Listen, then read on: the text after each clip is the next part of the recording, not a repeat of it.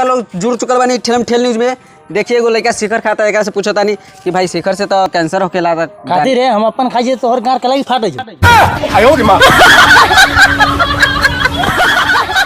आप लोग जुड़ चुके हैं पेलम पेल न्यूज में। तो आइए हमारे साथ एक बूढ़ा सा व्यक्ति है, इनसे हम कुछ हाल चाल पूछते हैं। क्या हाल है? ठीक है। ठीक है। कहाँ से आ रहे हैं? अरे यार बांस कटवा के आ रहे हैं। लार कटवा के? बांस कटवा के बहनचोद।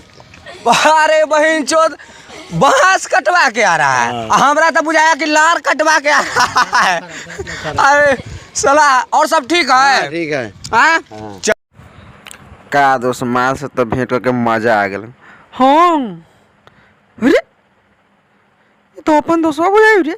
चल चल काहे रो, चल तो पूछियो ए की भेलो रे। का कहियो रे यार, बारे तू से तो माल से भेंट करके आवे छे, आई तो हमरा घरे मुआ देते की रे काहे रे। भेजे के माल पहला भी भेजली बापे पर।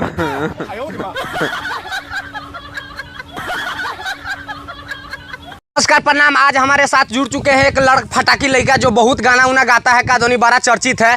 तो आइए इनसे गाना सुनते हैं। मुन्ना ठीक है, मुंड कैसे ठीक होगा? चलना झाड़ी में।